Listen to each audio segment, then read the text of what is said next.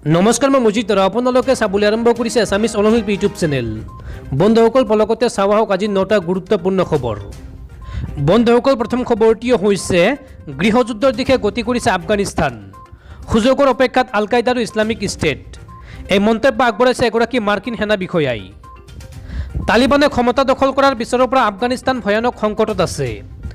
এই সন্দৰ্ভত আমেৰিকা যুক্তৰাষ্ট্ৰৰ সৰ্বোচ্চ পদবীৰ সামৰিক বিষয়া মাৰ্ক মিলিয়ে মন্তব্য কৰে যে এনে পৰিস্থিতিত দেশখন গৃহযুদ্ধৰ দিশে আগবাঢ়ি আছে। ৰাজধানী কাবুলৰ পতনৰ পিছতে আফগানিস্তান তালিবানৰ নিয়ন্ত্ৰণলৈ আহিছিল।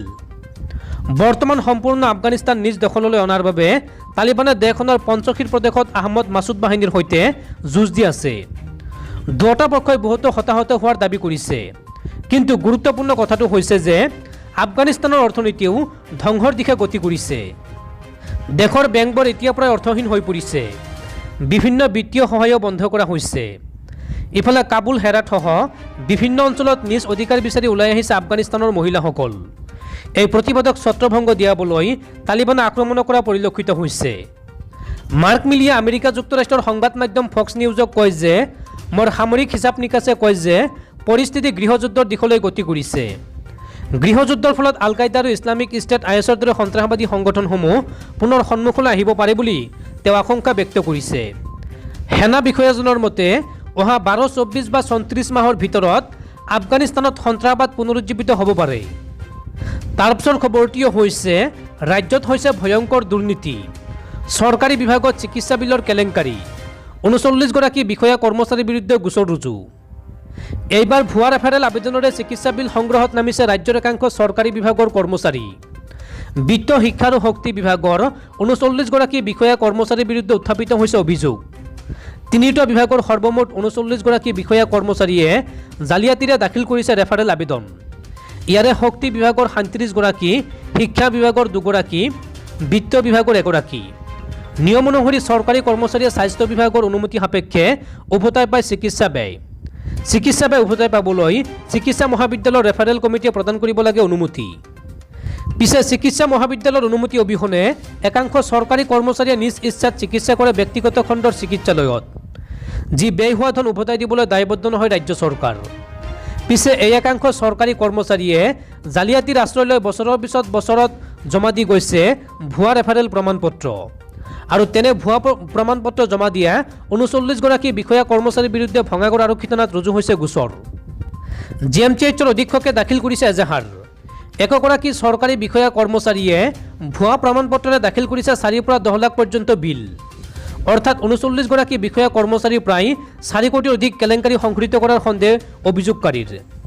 এতিয়া প্ৰশ্ন হৈছে যে ভুৱা ৰেফাৰেল প্ৰমাণপত্ৰৰে আবেদন কৰা বিষয়া কৰ্মচাৰীসকলে ভুৱাভাৱে উলিয়াইছিল নেকি স্বাস্থ্য বিল?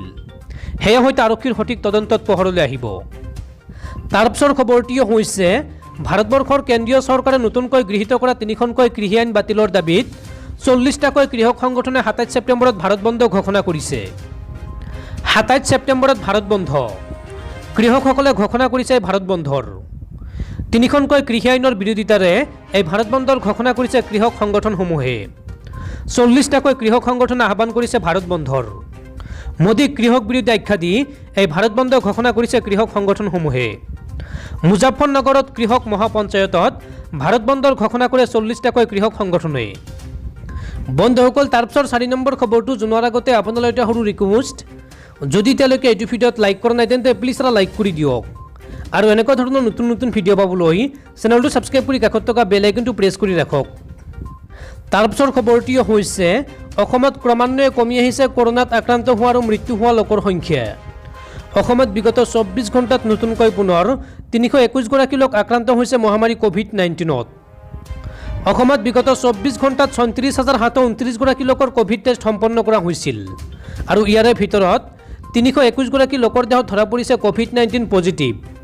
আৰু অসমত বিগত 24 ঘণ্টাত কৰোনাত আক্ৰান্ত হৈ 6গৰাকী লোকৰ মৃত্যু হৈছে।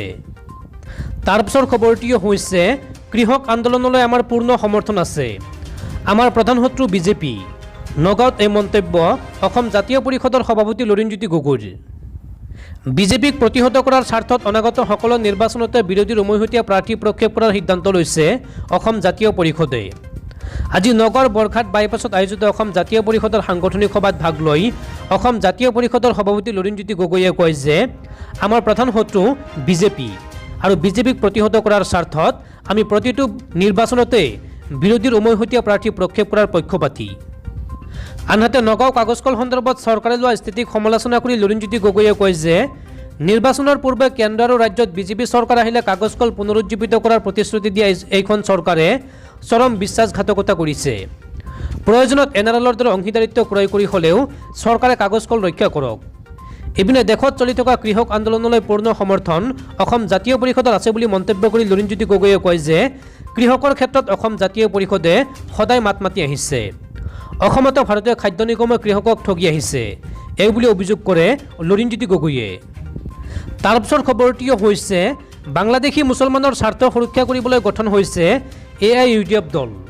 এই বিস্ফোৰক অভিযোগ হিন্দু যুৱ পৰিষদৰ। বাংলাদেশী মুছলমানৰ স্বাৰ্থ সুৰক্ষা কৰিবলৈ গঠন হৈছে AIUDF দল। বাংলাদেশী মুছলমানৰ দ্বাৰা আৰু বাংলাদেশী মুছলমানৰ বাবে গঠন হৈছে AIUDF দল। AIUDFে সদায় মুছলমানৰ কথাহে চিন্তা কৰিব। সাংসদ আব্দুল খালেকে কয় যে ৰোহিংগাৰ কাৰণে মই মৰিব পাৰোঁ, মাৰিবও পাৰোঁ। সাংসদ আব্দুল খালেক সন্দৰ্ভত এই বিস্ফোৰক মন্তব্য কৰে হিন্দু যুৱ পৰিষদে। AIUDFৰ বিৰুদ্ধে বিস্ফোৰক মন্তব্য হিন্দু যুৱ পৰিষদৰ। AIUDFৰ বিধায়কে কয় যে অসমত মুছলমানৰ স্বায়ত্ব শাসন লাগে, এইসকলে জেহাদীক সমৰ্থন দিব পাৰে এই বুলি বিস্ফোৰক মন্তব্য কৰে হিন্দু যুৱ পৰিষদে। গো সুৰক্ষা আইনক লৈও মন্তব্য হিন্দু যুৱ পৰিষদৰ। গো সুৰক্ষা আইনক লৈ সন্তুষ্ট নহয় হিন্দু যুৱ পৰিষদ। এই আইনে গো সুৰক্ষা দিব নোৱাৰে। তাৰ পিছৰ খবৰটিও হৈছে বীৰ লাচি থানাৰ নেতা শৃংখল চলিহাৰ প্ৰতি সমৰ্থন গৰিয়ামৰীয়া দেখি জাতীয় পৰিষদৰ। বীৰ লাচি থানা আৰু বেংগলী ফেডাৰেশ্যনৰ কাজিয়া সম্পৰ্কত শৃংখল চলিহাৰ বিৰুদ্ধে কটু মন্তব্য কৰা মুছলিম জাতীয় পৰিষদক সকিয়নি প্ৰদান কৰিছে গৰিয়ামৰীয়া দেখি জাতীয় পৰিষদে। সংগঠনটোৰ যুটীয়া সম্পাদক হাছিবুল ইছলামে সংগঠনটোৰ হৈ মুছলিম জাতীয় পৰিষদক সকিয়নি প্ৰদান কৰে। মুছলিম জাতীয় পৰিষদৰ তথাকথিত নেতাক সকিয়নি প্ৰদান কৰি গৰিয়ামৰীয়া দেখি জাতীয় পৰিষদে তেনে তথাকথিত নেতাক খেদি পঠিয়াবলৈ কেতিয়াও কুণ্ঠাবোধ নকৰি বুলি মন্তব্য কৰে। মুছলিম জাতীয় পৰিষদক মুছলমানৰ নাম লৈ ৰাজনীতি নকৰিবলৈ আহ্বান জনাই গৰিয়ামৰীয়া দেখি জাতীয় পৰিষদে। বীৰ লাচি থানাৰ কাষত গৰিয়ামৰীয়া দেখি জাতীয় পৰিষদ সদায় আছে বুলি কয় হাছিবুল ইছলামে। মুছলমানৰ নাম ল'লে সকলো মুছলমানৰ সমৰ্থন মুছলিম জাতীয় পৰিষদে নাপায় বুলিও হাছিবুল ইছলামে মন্তব্য প্ৰকাশ কৰে।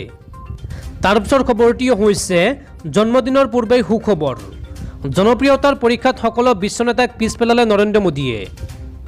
জন্মদিনৰ প্ৰাক মুহূৰ্তত ডাঙৰ উপহাৰ লাভ কৰিলে প্ৰধানমন্ত্ৰী নৰেন্দ্ৰ মোদীয়ে।